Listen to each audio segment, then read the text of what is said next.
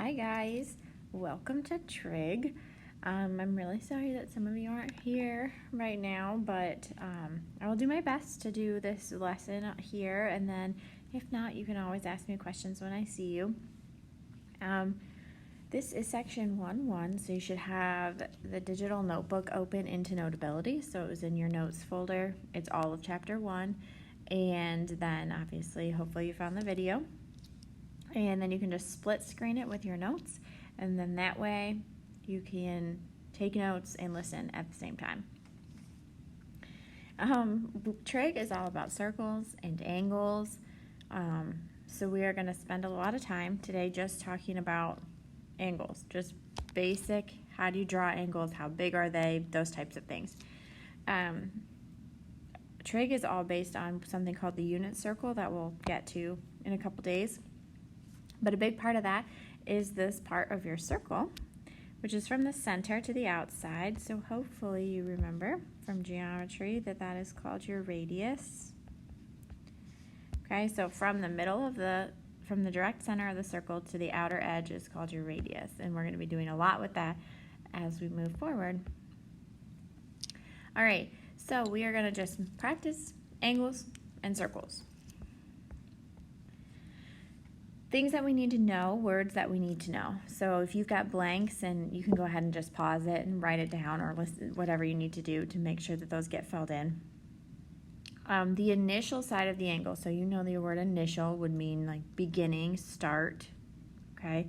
So the initial side of the angle is the fixed ray along the axis. So what we're gonna have, what it's gonna look like is we're gonna have an X and a Y axis, okay?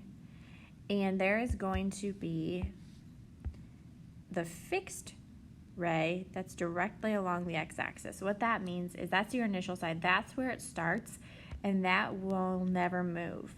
Okay, that red one is going to stay there at all times. All angles originate from that positive side of the x-axis. It's stuck there, okay, fixed. It is like tacked in. It's not moving.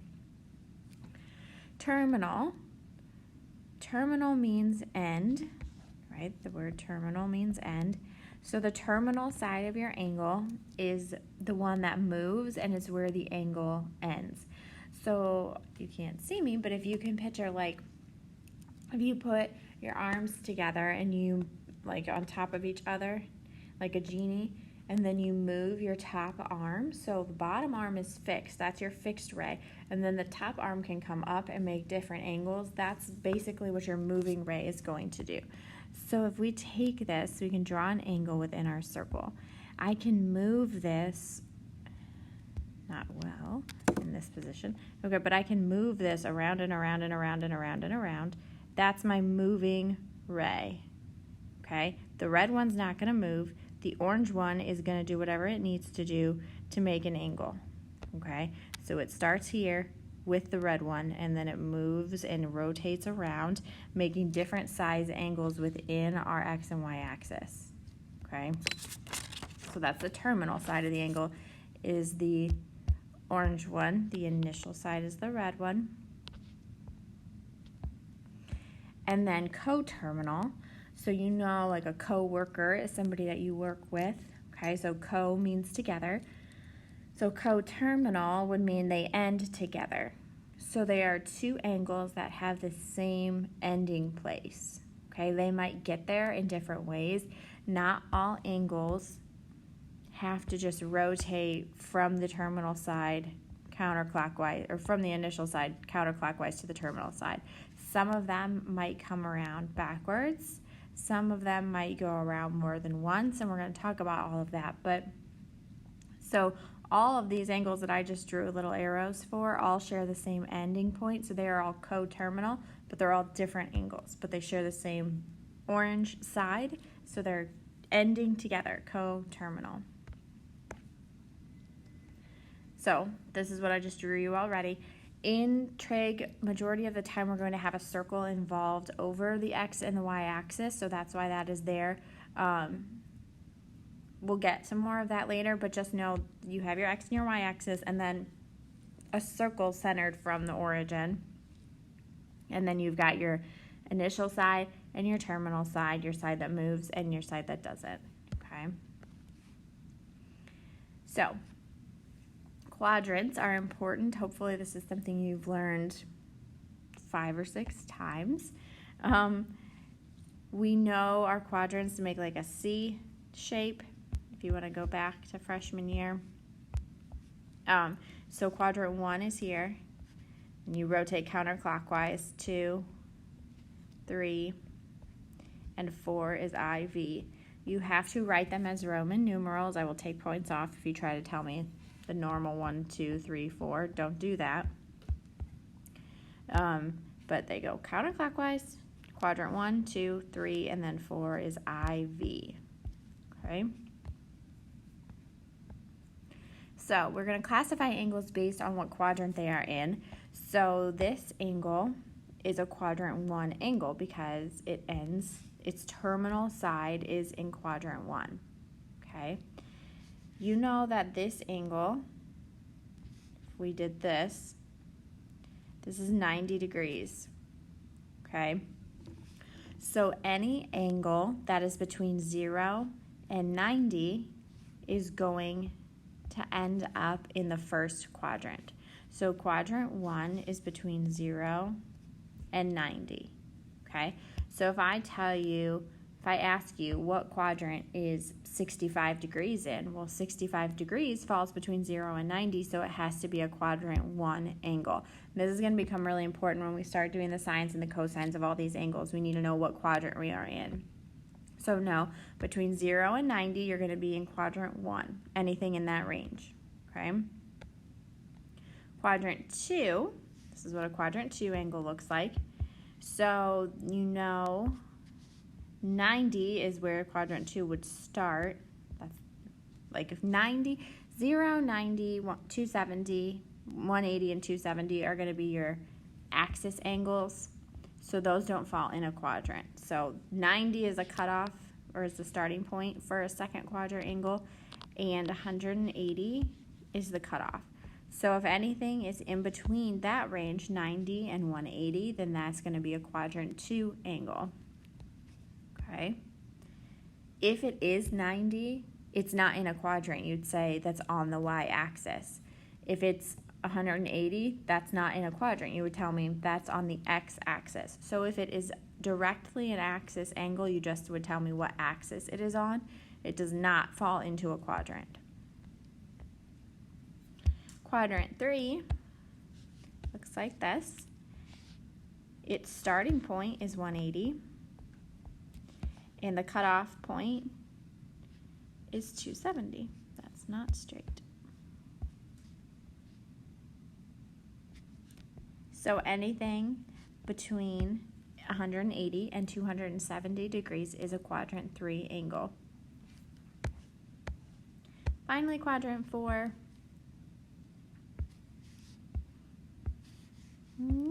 What color haven't I used? Okay, this is 270 is the starting point, and then the ending point would be all the way around, which would end up at 360. Okay, now notice that line on 360 is the same line that we started at. So let me think about this. Let me talk about this for a second. I have my x and my y axis, and I have this initial side, and I don't go anywhere. I stay here. I don't put any arrows. See how all of these had these black arrows inside telling you which way it was rotating and how far it was going? If I have my initial side and my terminal side, one right on top of the other with no arrows, that means I didn't move. So that would be 0 degrees. I didn't go anywhere. Okay, I just stayed right there. I didn't open it up at all. I could draw an arrow inside all the way around and put a third arrow here, the blue. Now, all those arrows are one on top of the other, but the orange one was 0 degrees because it didn't move off of the initial ray. However, the blue one did. This arrow that loops all the way around shows you it went all the way around the circle and then it stopped. So the blue angle is 360 degrees. Okay? The orange, 0, and the blue, 360, ended in the same place. They stopped in the same place, making them co-terminal. Okay? 0 and 360 ended in the same place, so they are coterminal. But one never rotated and one rotated all the way around, so they're not the same angle. Okay, you went all the way around the circle on the blue one, so that's 360 degrees. But they share the same ending point, so making them coterminal. Okay? So angles that lie not in a quadrant, but directly on the axis, we just talked about that. So obviously you know this is 90, 180, 270, and 360. However, these are missing the arrows, so I needed to put these in if I want them to actually represent that. Generally, our angles move counterclockwise. Okay, that's the positive direction. If your ray starts on the x-axis and it starts to rotate up, that's positive. Okay, you started down, you started straight, and you rotate up. Any angle you get to now when you're rotating up and around is going to be a positive angle because you rotated up into the positive direction from your starting point. Okay. All right, now we talked about all of these rotating clockwise or counterclockwise, and those were positive because you started at the initial side and you went up. We can also start at the initial side and come down, but those are not going to end up being positive angles. Okay. If I start, here's my initial side. Always, always, always, always, your initial side is going to be on that positive part of your x-axis. That's never going to move. My terminal side, if I start it and I start rotating it down, so I start here and I start going down and around, down and around. My little arrow inside is going to come this way, and now I moved in a negative direction, so now I have a negative angle. Okay, you can have a negative angle within this circle because you could move down in a negative direction. So let's say I took this terminal side and I went all the way around this way. Bloop. Oops.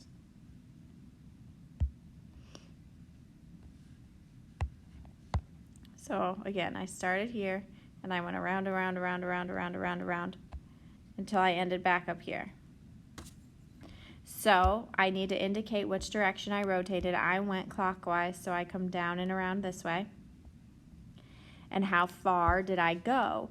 This is no longer 90 degrees because I didn't rotate up.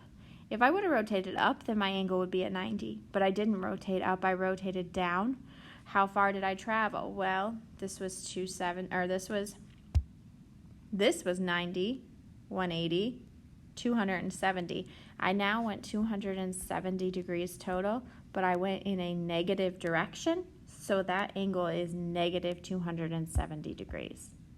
Okay, so you can start and go clockwise, and then that is a negative direction, so your angle itself is negative. Okay, yes, you still traveled 270 degrees. That's not the negative part. It's the direction that's negative.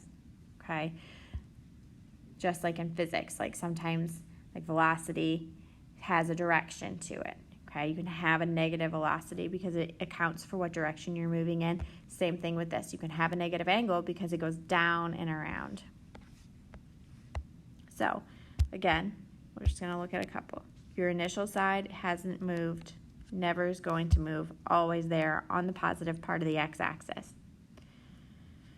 Your terminal side So if I just go down halfway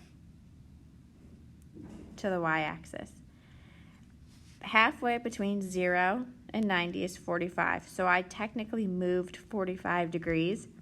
But what direction did I move? I moved down, and that's a negative 45 degrees. Okay? So you have to think about what direction you are moving as well as how much you moved. Those are two separate things, and they come across separately. Now, I can do this is how we're going to get coterminal angles. Because if I come around in the positive direction, around, and end in the same place, that's not the same angle. I didn't travel in the same direction or for the same amount of time, but I ended in the same place. So this angle, this orange angle, is, here we're at 270, so it's 270 plus 45 more, which is 315. So 315 degrees in the positive direction, and negative 45. Both of those angles end in the same place. They are coterminal. Okay? So 315 and negative 45 are coterminal angles.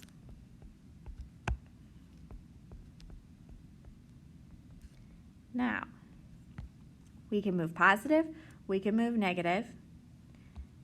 There's one more thing we can do. We can go around more than once. So, where's your initial side? Your initial side is always on the positive part of the x-axis, the fixed ray. It's not moving. Then, what if I go, we'll say, all the way around, and then 60 more degrees. And then I draw my axis, or my terminal side. This is why these arrows inside are extremely important. You cannot turn in, like you're going to be asked to draw angles in standard position with the initial side and the terminal side. You will not get your points if you don't draw the arrows inside telling me what direction you're rotating and how many times you're rotating. Because this one, I went down and I went up and around all the way, plus 60 more degrees. Okay, so I reached this, and at that point I had traveled 360 degrees. I'd gone all the way around. But then I kept going for 60 more degrees. So in total, I went 420 degrees. So you can go more than 360. There are angles that are bigger than 360 degrees because you can rotate around and around and around. Okay, now what if I came down all the way around, and then kept going? Okay. How far did I go? Well, let's talk about it. This is getting messy, I know. So I came down around, that's 360 degrees already. Okay. 360 degrees this way would have landed me again here. So what's 360 plus 360 is at 720. If I would have gone around 2 complete times, I would be at 720 degrees. But I didn't go around completely 2 times. I stopped 60 degrees short of hitting that axis again.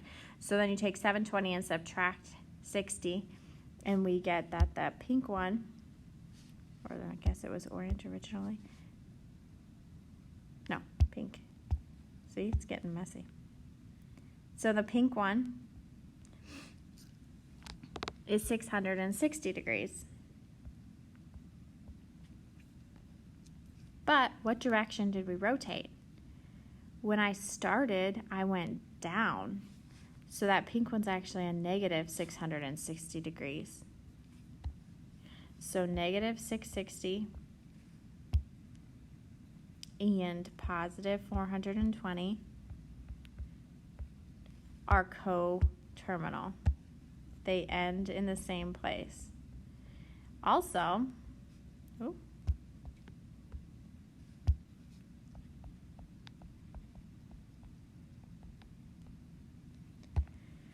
they're coterminal with a basic angle of just 60 degrees. Because if I just would have done normal, come up and stop here, that's 60 degrees. So 60, negative 660, 420 are all coterminal angles. Okay, they all end in the same place, but the way they got there is completely different. Rotated around more than once, rotated backwards, rotated all sorts of different things. You could do this all day long. Okay, they are infinite coterminal angles because you can rotate around as many times as you want in any direction that you want. Okay, you could start and you could be a madman. You could go around and around and around and around and around and then draw an angle. I don't even want to try to calculate that. But the point is that it's possible, and so you have to understand that there are infinite coterminal angles. You could put an infinite number of angles landing in any specific spot. Okay? So recap. Positive, you're moving up and around. A negative angle, you are moving down and around. And then anything that's over 360 degrees is possible because you can rotate around as many times as you need to. So here's the thing. Coterminal angles end in the same spot. We've been talking about them this whole time. Okay, so 45 degrees came up and around. Then the negative 315 came down and around, obviously, because it's negative, but they ended in the same spot. Okay? So if we do 45 minus negative 315, you get a positive 360 degrees.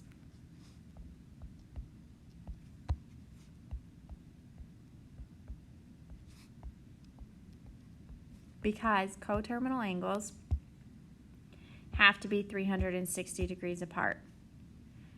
Okay? They have to at least be one full rotation away from each other in order for them to land in the same spot. Okay? So coterminal angles, you probably want to write this down, are all 360 degrees apart. Okay, it goes in increments of 360 degrees. You can have coterminal angles that are further apart than that, but there are other ones in between at every increment of 360 degrees. At every 360, you hit another coterminal angle. So this says, when given an angle, can find angles that are coterminal by adding or subtracting 360, okay?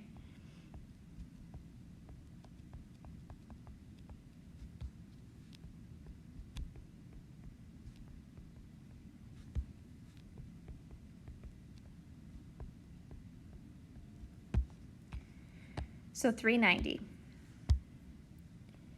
390 is currently bigger than 360, which means it rotated around more than one time.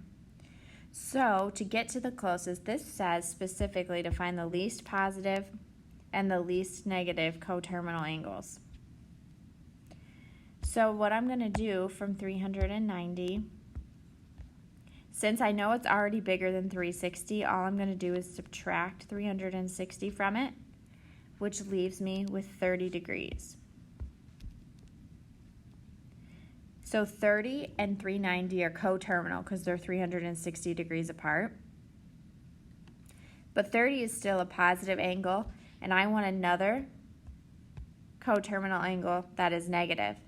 So that I'm going to take 30 and subtract 360 degrees from that to get my negative coterminal angle. So 30 minus 360 is negative 330 degrees. All of these are coterminal angles. They all end in the same spot, but I wanted one positive and one negative coterminal angle from my starting point of 390. So I subtracted 360 degrees 2 different times to get my 2 different angles. All right, negative 10. I can add 360 to go up and get a positive coterminal angle. So when I add 360 degrees, I get 350. Adding again isn't going to get me to a negative coterminal angle, okay? So the best thing I can do is go back to the beginning and subtract 360 degrees, so that way I can get a negative coterminal angle in the other direction, and then that's negative 370. So my answers are negative 370 and 350. Those are my least positive and least negative coterminal angles, meaning the closest coterminal angles to my initial angle. All right, negative 330. I want a positive answer and I want a negative answer. So to get to a positive answer, I'm going to add 360. And when I add 360, I get 30. So there's my positive coterminal angle. But I also want a negative coterminal angle.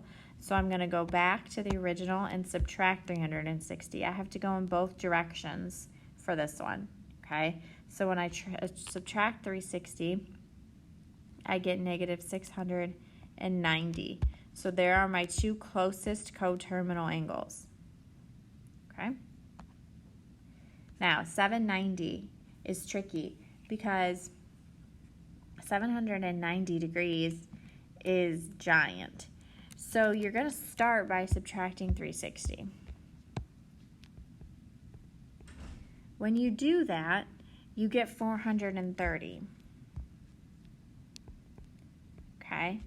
That's still too big. Okay? That's still bigger than 360. So then I'm going to do it again. Subtract 360 again. This time I get 70. That's what I want. Okay? Closest to 0. So closest, it needs to be less than 360 degrees. Your answers need to be, your absolute value needs to be less than 360 if possible. Okay, so now that's my positive answer. I need a negative coterminal angle, which means I need to keep going in this direction. I have to keep subtracting 360 to get my negative answer of negative 290. Okay? So those are my least positive and least negative coterminal angles. 430 degrees is still coterminal, but that's not what I'm looking for. I'm looking for the closest to 0. So sorry, the bells. Okay, so negative 800 is the same idea, okay? You have to move in the other direction, but it's the same process. Now we're adding 360 because we want to go towards the positive. So you add 360 and you get negative 440. That's still too big because the absolute value of that is still more than 360. So then I'm going to add 360 degrees again, which gives me negative 80. That's what I want for my coterminal angle. But how am I going to get positive? I'm just going to add 360 again, okay? So I'm going to add 360 degrees to this negative 80, which puts me at 280, which is my answer.